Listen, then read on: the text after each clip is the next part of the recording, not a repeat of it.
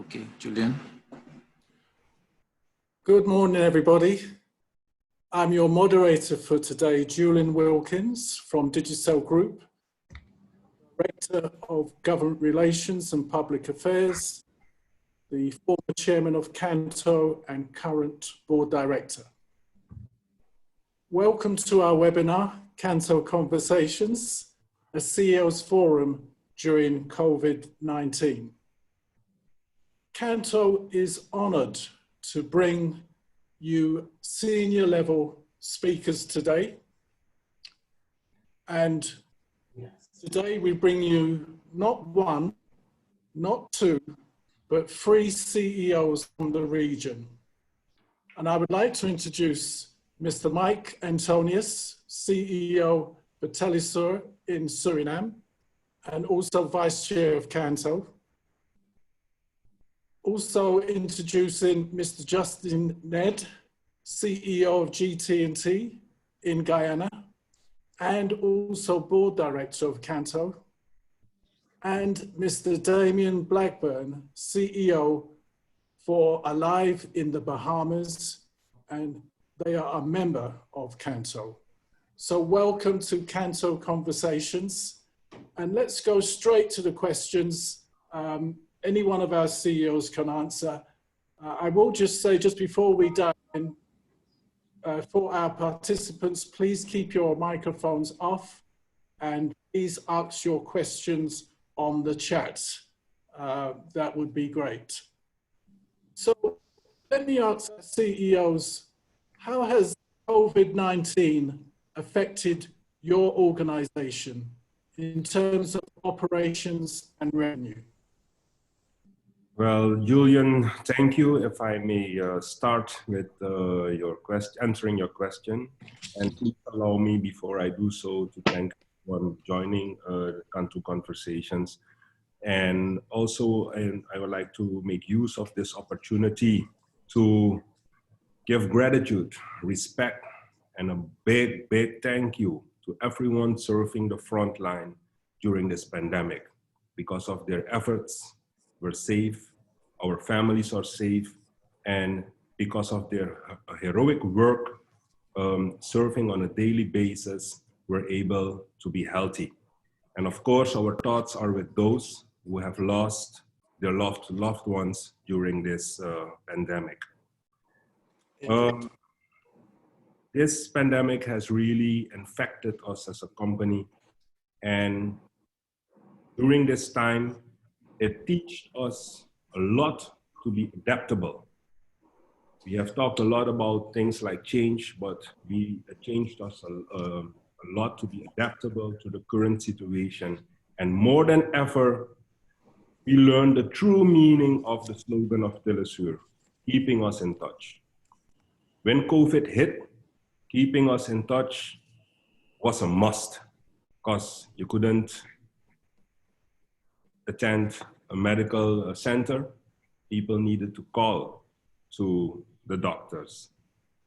Without a doubt, we changed gear and contributed in delivering our services remotely. Our staff and team are doing their all to keep people in touch.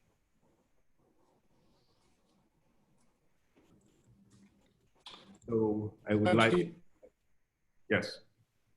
No, thank you, Mike. And let me also bring in the others in terms of how has your operation been affected in terms of this pandemic, in terms of operations and revenue? Okay, it's Damian. First thing I'd like to say is thank you very much, Julian, for the possibility of participating this morning. You and I have been good friends and colleagues previously, and it's great to be on this conversation with you. Great to have you. At the moment, I think we can sum up our lives. Thank you very much. You know, we've summed everything up with some simple phrases, as we always do in Aliv. You know, and at the moment, ours is "we got you." In terms of the operation, to actually proudly sit here as the leader of a great team here in Alive. It sounds like easy words, we got you, but the amount of disruption, the unprecedented disruption to the operation of Alive, and then a team that's flexible enough, as Mike said, to adapt so quickly, it's humbling, and I'm very proud to be leading that team. The challenges are numerous and well documented for all of us. Working from home, not just telecommunications companies working from home, everybody working from home. So our first challenge operationally is was not just getting our team to work from home at speed within literally a day or two of the announcement of the first confirmed case here, to get customer care working 24/7 from home. We've talked about it in the past. I think a lot of telecommunications companies have talked about doing that in the past. Nobody ever really achieved it. And now we had to do it in a day or two. And not just that, we didn't have enough people in customer care. There's unprecedented demand.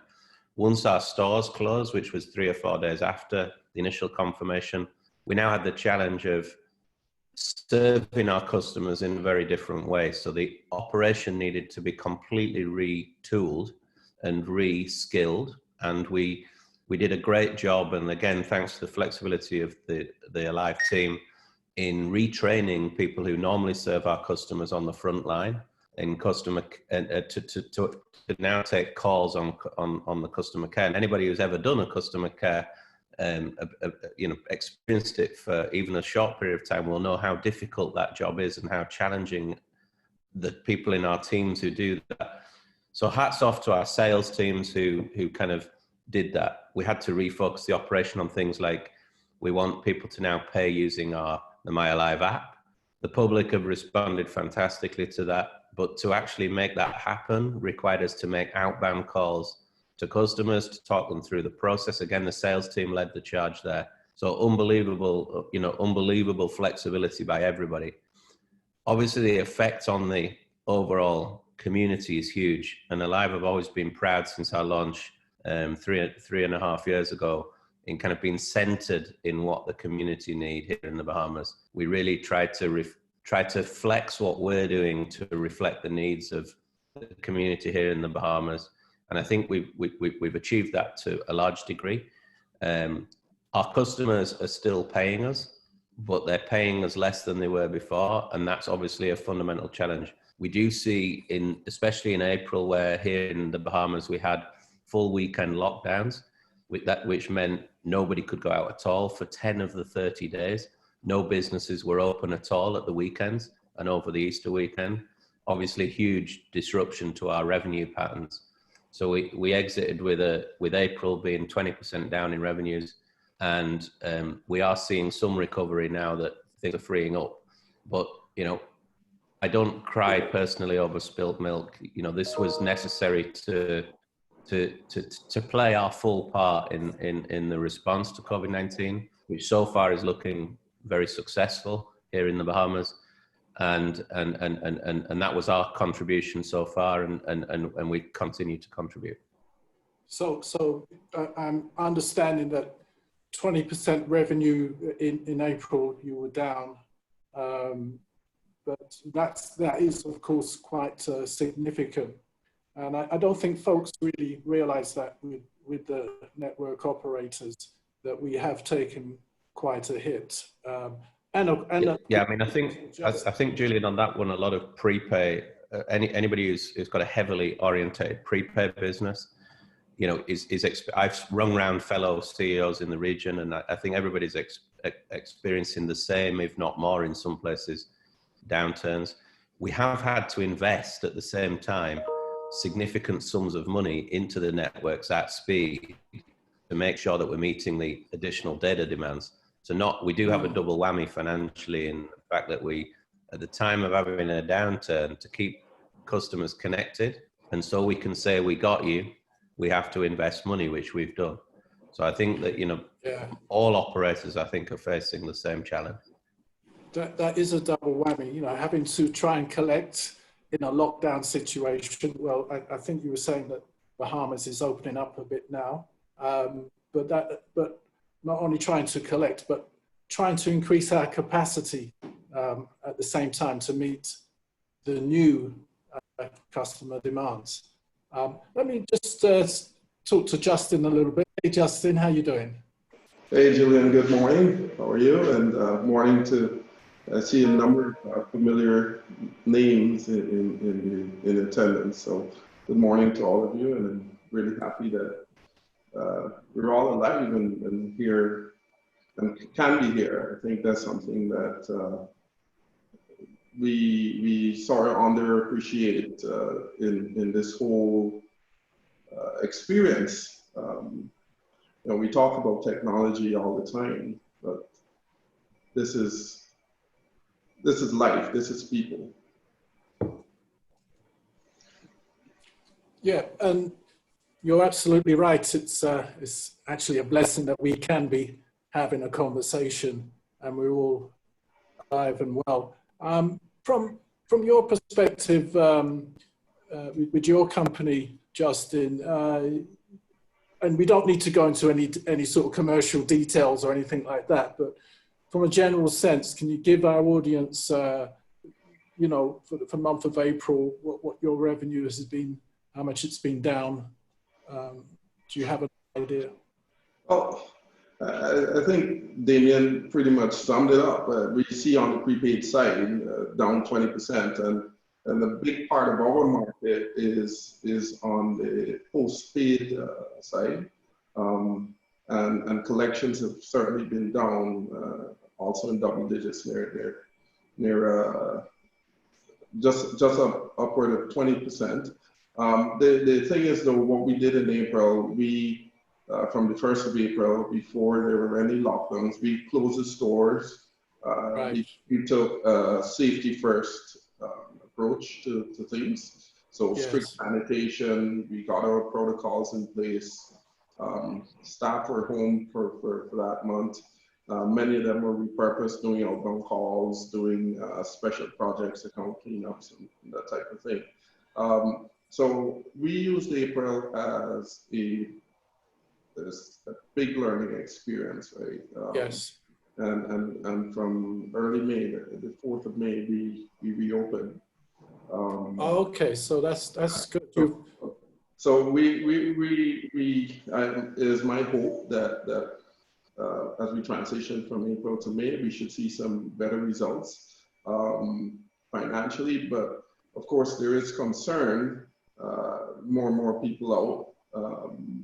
You know, we have to absolutely look at the safety aspect of the business, and that's something that we don't take lightly. So our spending in terms of COVID-related safety is significant, because, as I said from the onset, life's pretty important, and it's something that we often take for granted. You raised some very good points there, Justin, and of course, prepaid being a very significant part of any network operator. And of course, we still are very much a sort of cash society in the Caribbean. I think that's sort of fair to say. So when we lock down, it's difficult to collect revenue. Mike, in Suriname, revenue-wise, how was Telesur affected generally? First of all, the biggest impact COVID has on our company is the collections, because we have a lot of postpaid as well. So a lot of subscriptions. So the subscriptions are not going down because people are not quitting that service. But the collections is difficult. And what we see an enormous impact on traffic, especially local bandwidth. We see a lot of traffic.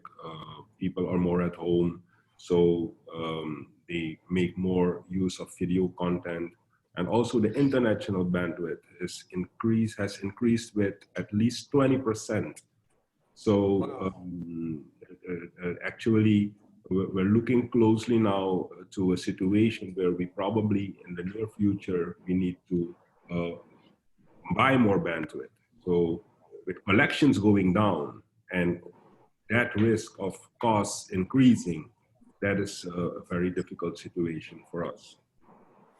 No, that's a major point. And actually, Mike, that leads into my next question, which was, what have we been doing to ensure that our critical communications infrastructure remains working during this pandemic? And you've kind of touched on it. If I may start with it, first of all, we stopped all new projects. All new projects, we decided from one day to the other to stop with all new projects and focus on maintenance. Because in a situation like this, we cannot risk services to be down.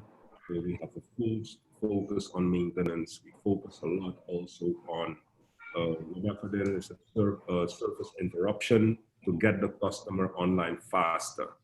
So, but also there was more focus on service recovery than on service installation. So that are some of the matters, some of the things we decided just to keep customers online.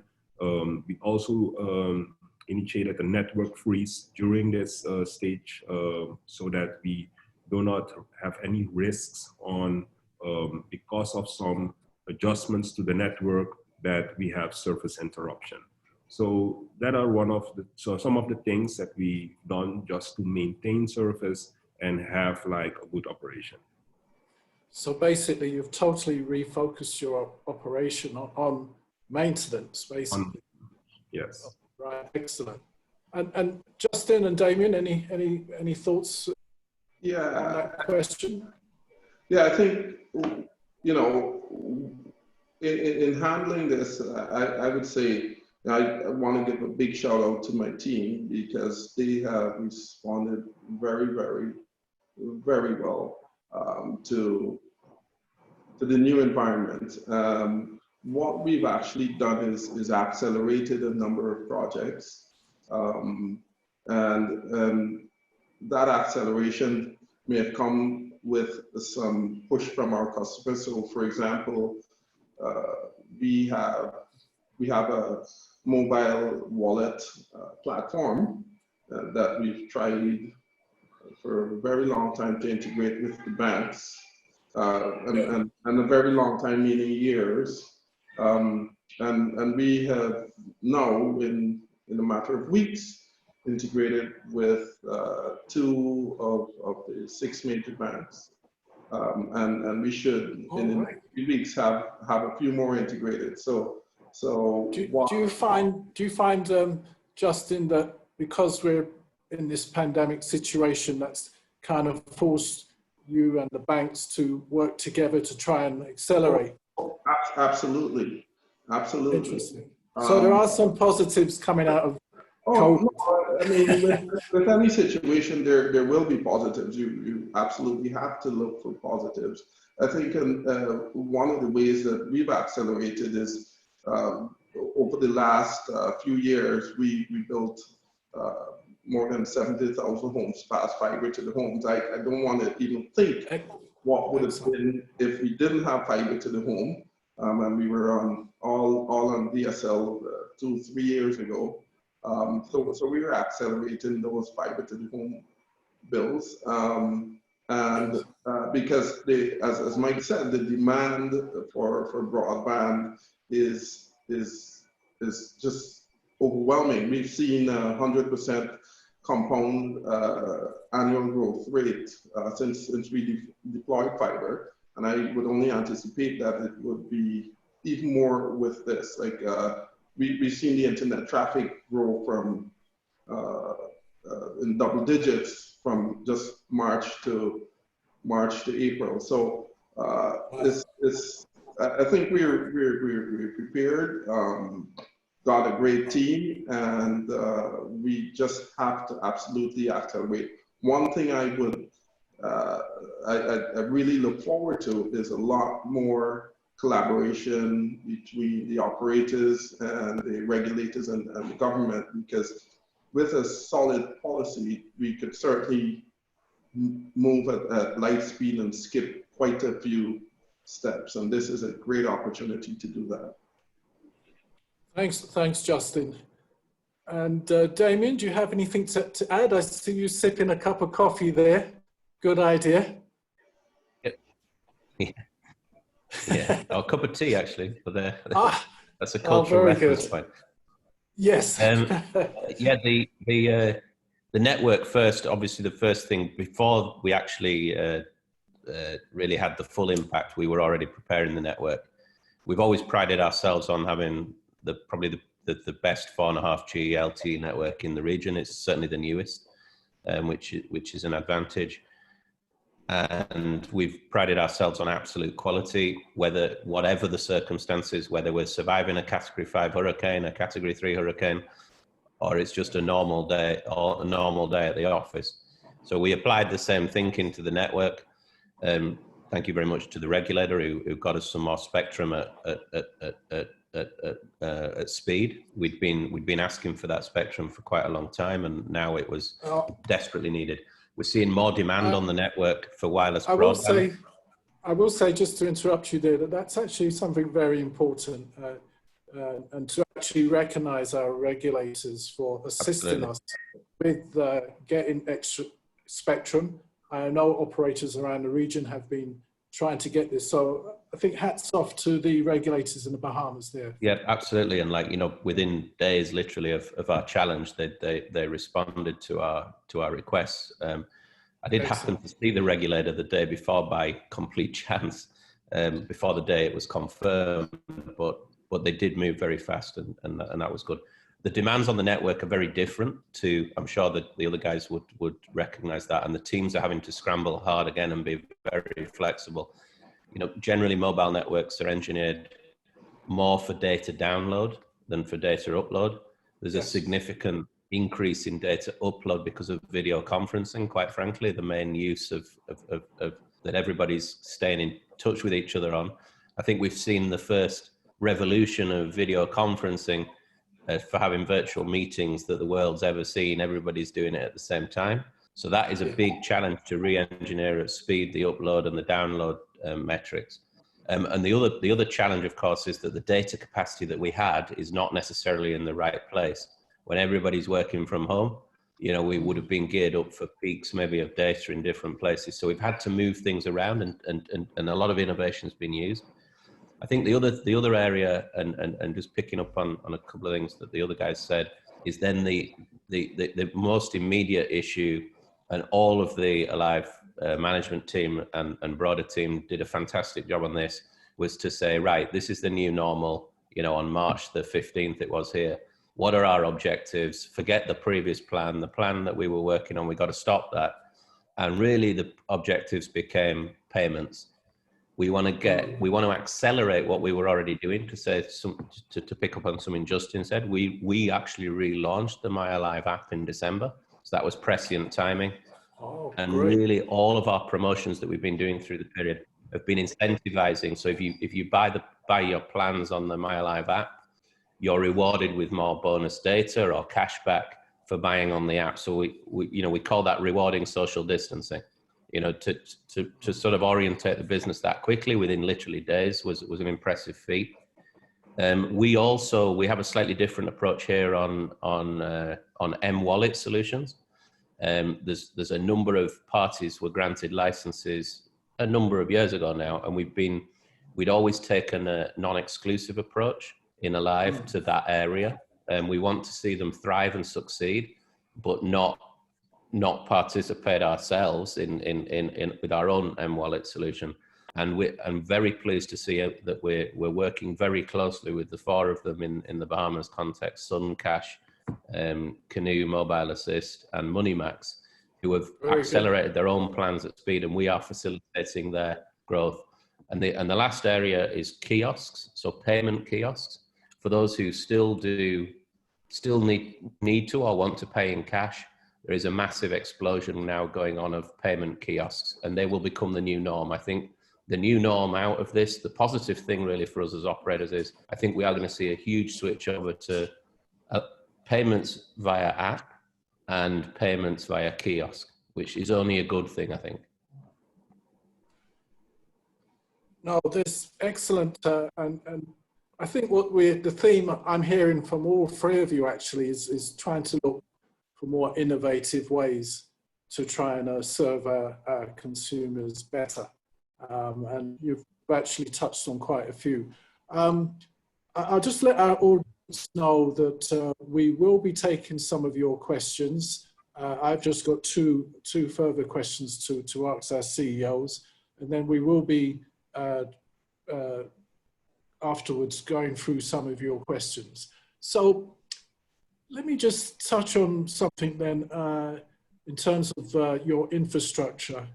And you've mentioned that it's handled increased traffic and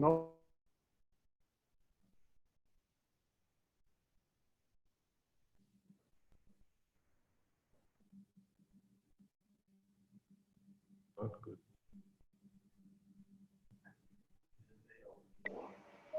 Really there? Yes. Okay. I think we lost Julian for a while, guys. He was talking about how do you handle traffic. So we can give the panel a chance to answer, starting with you, Mike. I didn't get the question. Can you please repeat it for me? Okay. What he was referring to is increased traffic. How are you guys handling the increased traffic with your network infrastructure? Well, actually, with regard to our local bandwidth, or local infrastructure, we needed to increase it. We needed to put more infrastructure in place because we were seeing that we were reaching the maximum capacity of it. So that was something that was very important for us to do during this time. Something that we didn't plan for now, but it was just needed because of this pandemic. What we have also seen, maybe not related towards the traffic, but more related to what Damian and Justin mentioned before, and I would like to address it as well. We are also looking at other ways to sell our products. For instance, Damian mentioned about the application and selling credit in the application. So we also went out, we also implemented something like that because of the fact that a lot of stores, supermarkets were closed, that people couldn't buy call credit, prepaid cards, as we know them here. So with something that we were discussing for quite some time, we were able to implement within 2 weeks. And so also another thing is we are participating in e-wallet, and it was also something that wasn't used a lot. But during this pandemic, we've seen it increase with at least 100%. So we also see that with regard to creative ways of implementing things, that we were able to do it. Our teams managing the network and traffic are working from home, something that wasn't really considered in the past. And I give them a big shout out as well, because something that we may have been a little bit concerned of is the discipline to manage it all from home with distractions at home, because not everyone has the ideal situations of working at home, but still they were able to manage the network, manage the traffic.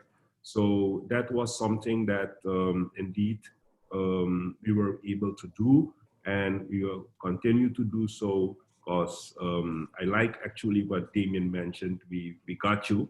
So we need to keep people in touch, and we will continue to do so. And Justin, any thoughts? Yeah, I think, you know, in terms of handling the increased traffic, it's not unlike what Mike said, right? That we definitely had to spend more to upgrade our backbone network. The good thing is that we have some flexibility, so we actually increased on our lowest fiber plan. We increased both the upload and download bandwidth, and the biggest challenge we're seeing with everybody working from home is the fact that there is more and more Wi-Fi interference. So that is something that we have to address, because many of our customers don't differentiate Wi-Fi from the internet. So although we might provide the requisite bandwidth at the network terminal, the Wi-Fi experience is less than stellar due to interference. So that's something that we're setting out to fix very, very soon. And like everything else in this pandemic, things that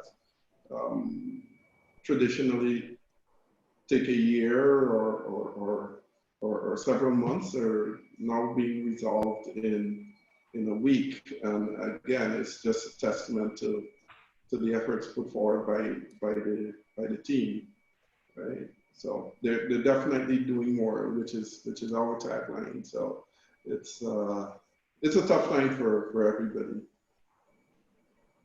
Indeed, indeed. So let me, I'm looking at the clock here, and I really want to get in. We are getting a lot of questions, and there's absolutely no way I can get them all in. But let me just ask this final question, and we'll try to go to some of the questions. And really, we may have touched on this, but what are some of the initiatives that you have undertaken to support the citizens of the country at this time?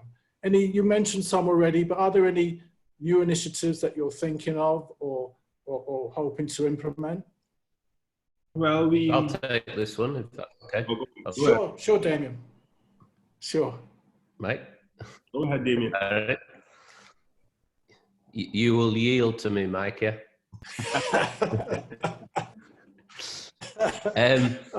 Thank you very much. Absolute gentleman. You all are absolute gentlemen, I'll tell you that. I think we've again, I said it at the beginning, we pride ourselves in Alive. We've always stood and reflect the needs of the community.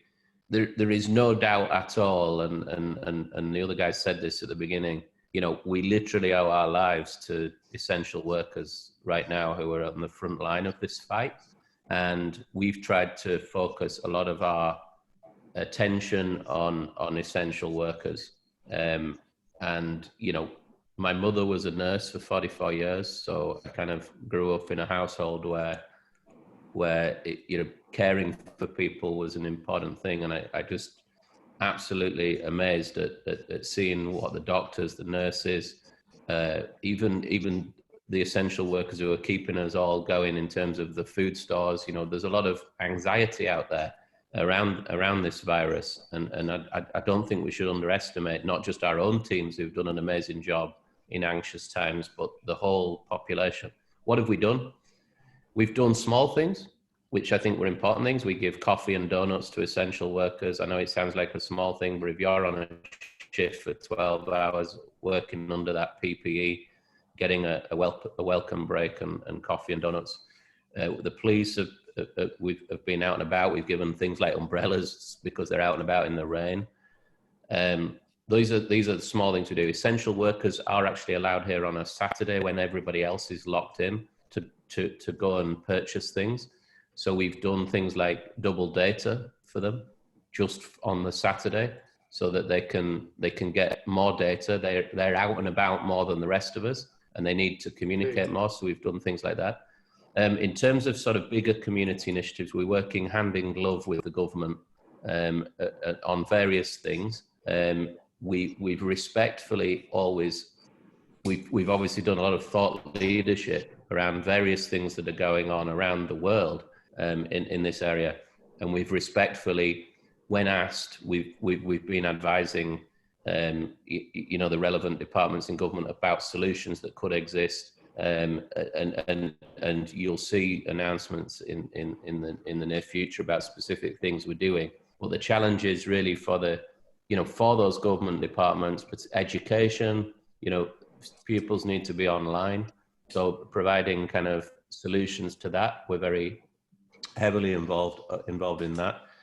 The health workers, in terms of the fight, in terms of a big challenge in quarantine patients, and when people are in quarantine, making sure that they stay in quarantine, and really the COVID-19, as the economies start to reopen, obviously the tracing apps and things like that are going to become more important in the fight going forward.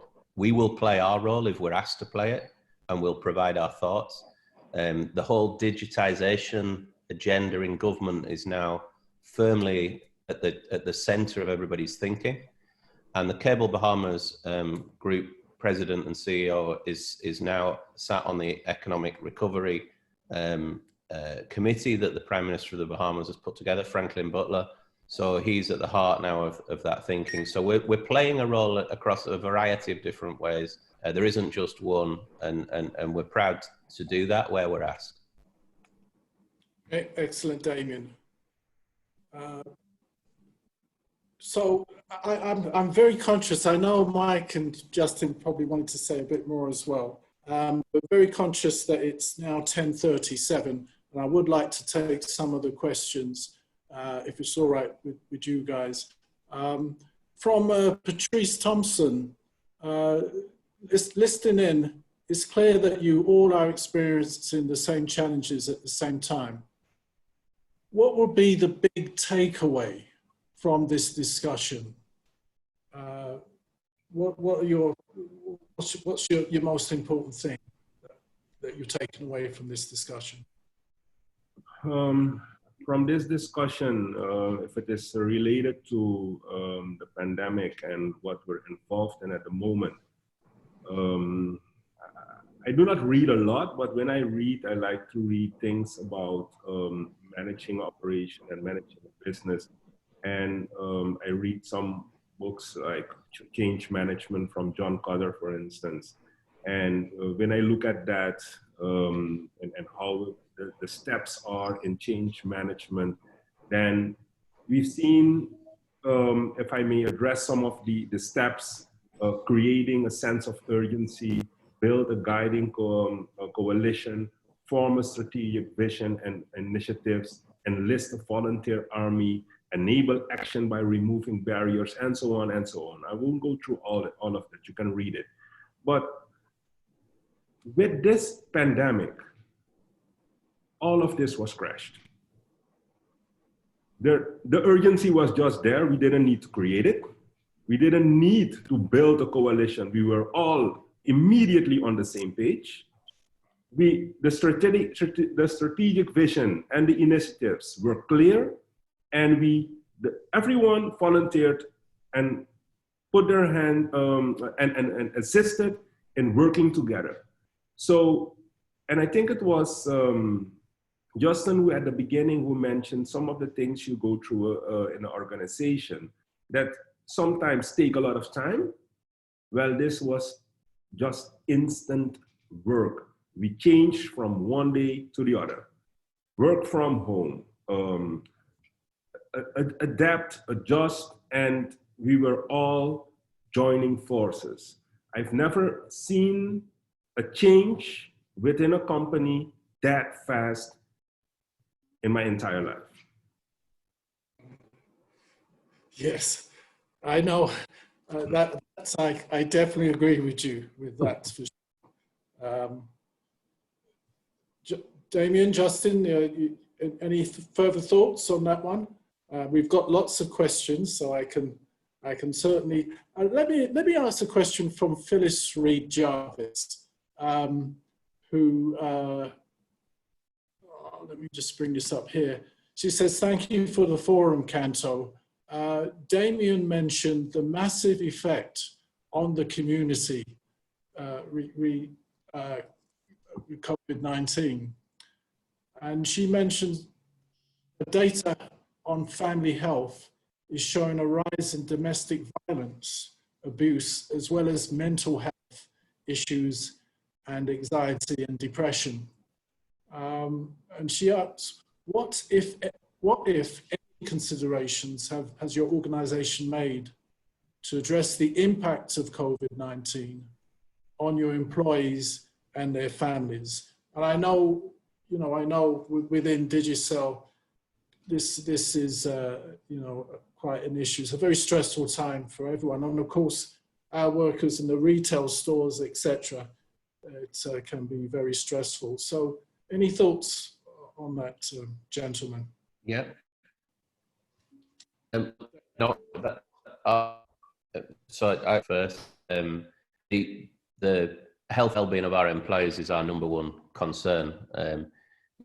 When responding to any crisis, and unfortunately, all of us in the region face the challenges of crises as a kind of norm, if you know what I mean. I always kind of say you have to go in this order. First the employees. We need to make sure they're good and they're safe and they're ready to and available and capable of working. And then secondly, we go to the network, and then thirdly, we come to the customers, and then fourth, we go to the community. It's very important for us to understand those sort of 4 steps in any crisis, because we've got to remember our role as a telecommunications provider. Well, the one thing I've learned over the course of my career is you can't do anything without the team. And so obviously the health and well-being of the team is critical. What have we done specifically? Only last Friday, we had an occupational psychologist talking with our team, talking about the various effects of working from home in particular, and dealing with the whole situation. And that was a very well attended event by the Aliv team. And, I think it was a very productive conversation.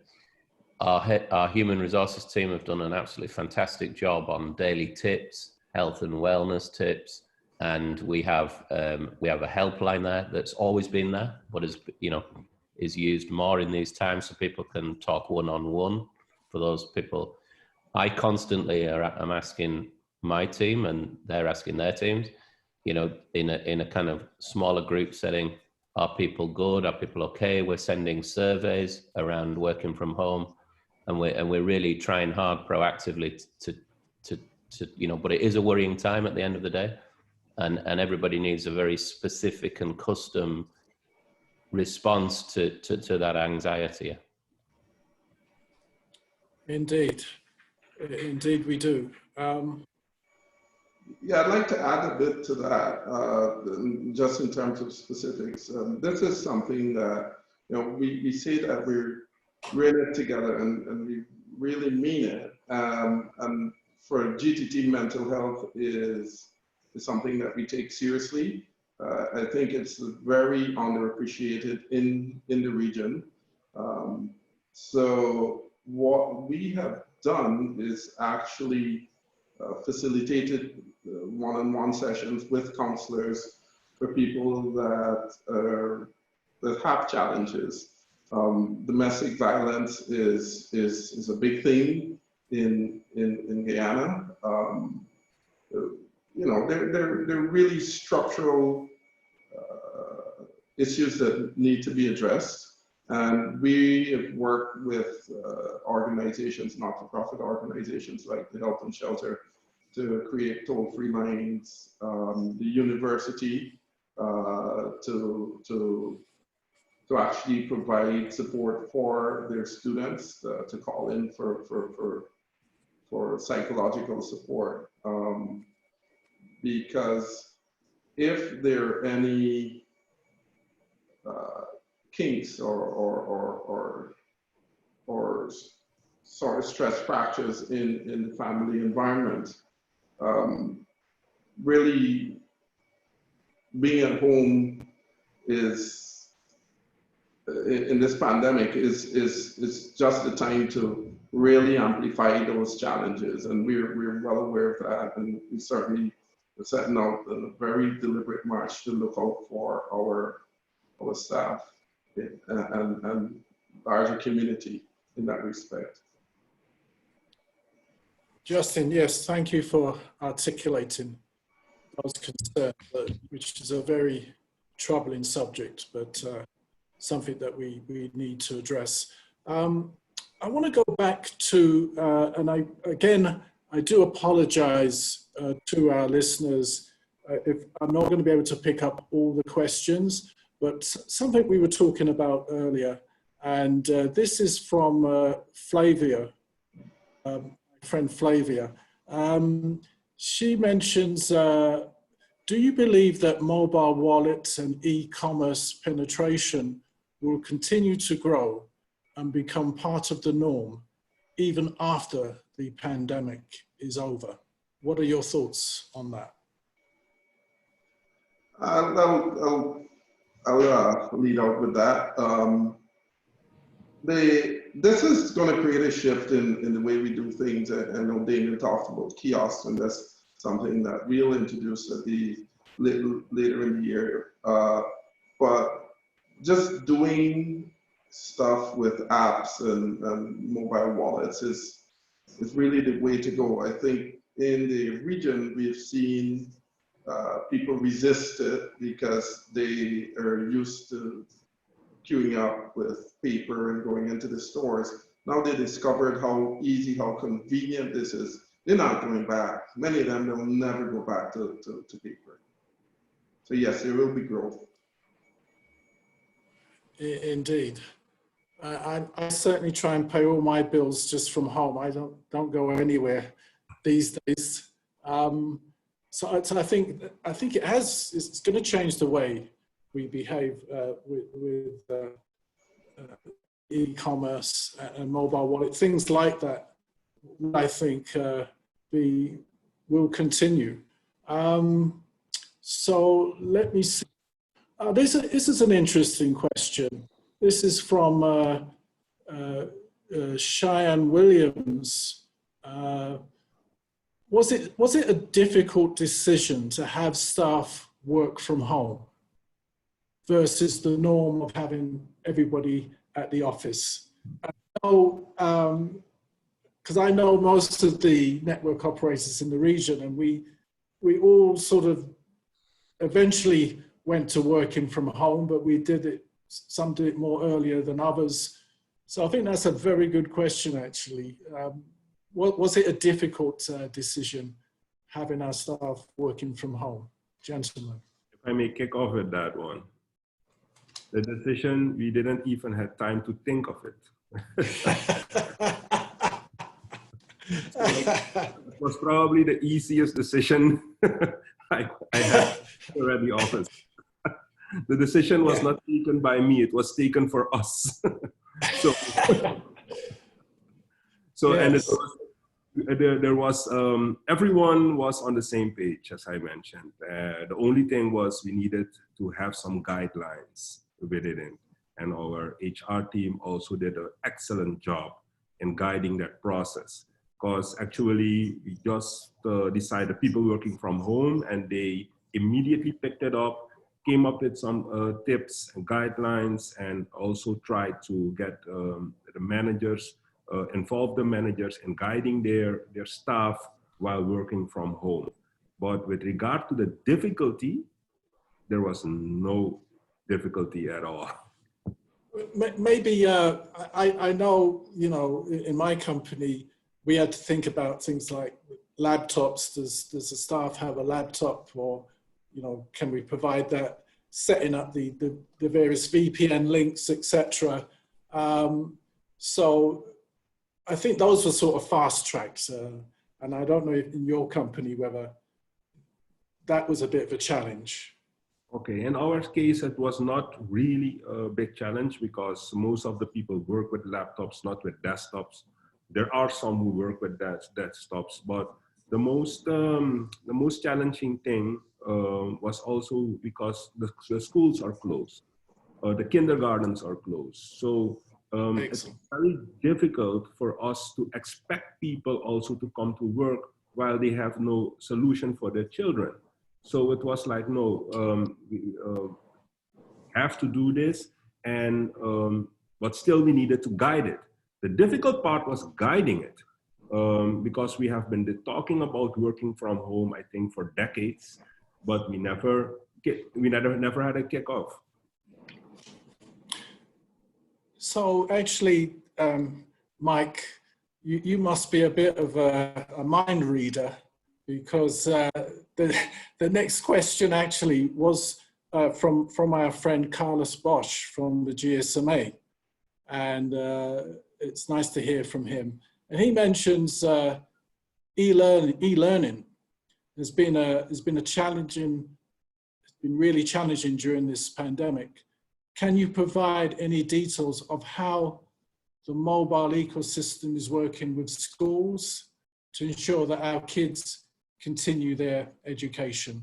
And I'll open it up to Damian and Justin here.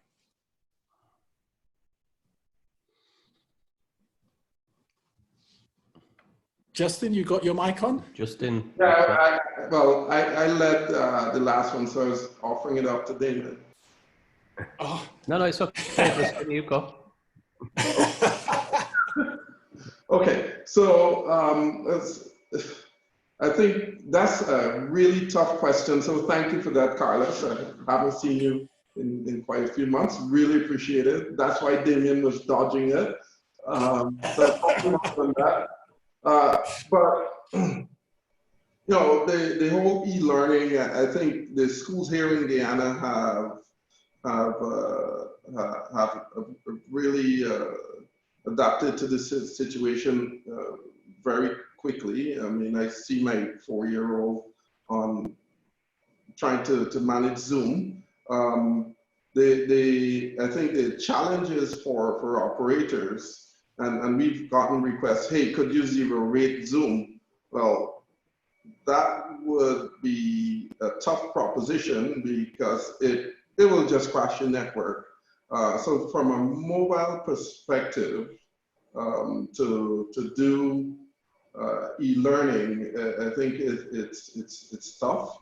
We would certainly look for a lot more discussions with our regulators and the education ministries to develop holistic solutions. But it's to do e-learning on mobile, it's a tough one.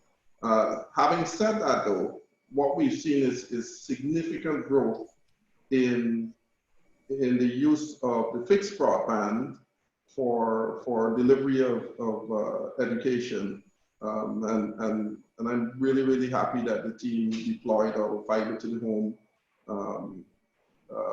a few years ago, and we're still doing that. And even our DSL services are capable, 10 megs, 20 megs, are capable of carrying some of the e-learning. But overall, it's a really tough time for everyone all around. And again, I just call for more and more collaboration between or among the regulatory agencies, the government, and the operators. So I'll just follow that on by saying I think it's well documented that Aliv has been giving advice where we've been requested to the Ministry of Education here. I don't want to steal anybody's thunder by announcing anything now, but it suffices to say that the Ministry of Education here were well advanced with thinking around e-learning solutions. They'd done a number of things at the time of Hurricane Dorian to advance that agenda, and we're delighted to have been asked to give our thought leadership or solutions that we can bring to the table, and I'm sure in the next few days we'll be able to talk more about deeper collaboration that we're doing. I think it is possible to do stuff wirelessly, and it's just a kind of, you need to be innovative around how you do it. I think there's a whole debate going on in the whole education sphere around what is the best approach, and I think there's not a one-size-fits-all approach here. Some schools want to locally be in control of the agenda of what they teach and how virtually, and then there's a role obviously more centrally to do, because there's a central curriculum, and it's up to the education public policy chiefs to make those decisions. And I think it's for us as telecommunications solution providers to then offer up thoughts and solutions around how best to facilitate that. The number one thing that's a truism, just picking up on something Justin said, is our role is always to keep everybody connected as efficiently, effectively, and as good value as possible. And we shouldn't forget how, that is enough often, that just keeping people connected to their online solutions, and also looking where there is a social assistance need for whatever reason in the community, and making sure that we're targeting discretionary resource in that area, I think is important as a good corporate citizen for all of us across the region. Damian, yeah, that's excellent. I'm just going to, we really are running out of time, and we'll try to take one more question from Martin Ford. And actually, something we haven't really mentioned, how can renewable energy help with supporting the critical infrastructure for ICT and telecommunications networks? And maybe you might be able to give some examples in how we're using renewable energy. Well, I think that renewable energy would be of a benefit for us on the long term, but to be honest, I'm not really enthusiastic about it at the moment, because it would mean new investments and replacing what we have implemented at the moment. And what we're seeing is that there are extremely high costs for us with the increased traffic, with all the increased demand for ICT services. And on the other hand, we see that there are, the collections are going down. Our collections went down with 1/3. The collections went down. So we see the telecom operations is an expensive business, and we really need to collect the money of services delivered in order to maintain the service as is. Another thing is that people expect, especially in this time, Johnson mentioned Zoom at 0 rate. You get all type of requests for 0 rate. But at the end of the month, we have to pay the bills, and we don't see, the only zeros we see are several digits, which we need to pay. So I mentioned this because for the future, I think the renewable energies would definitely be something we can look into. But for the moment, it is very difficult for me as CEO of this company, to change direction, do this type of investments, and especially in this time. So Mike, I'm gonna leave you with the last word. Ladies and gentlemen, we've come to the end of our webinar. I would sincerely like to thank Mike Antonius, Justin Nedd, and Damian Blackburn for really taking the time out of their busy schedule. It's 12 hours. Oh, sorry. And to you, our viewers, thank you very much for your attendance. We certainly hope to see you next week at CANTO Conversations. Remember that next week, our webinar will be on Tuesday, the 19th of May at 10 a.m. Please join conversations from a CEO's perspective when we connect with Roland Crows, who is the CEO of CETA and my good friend in Aruba. Mr. Crows will talk to us about his leadership, best practices, and keeping Arubans connected. So thank you once again, everybody. Stay home, stay safe, and stay connected with CANTO Conversations. Goodbye now.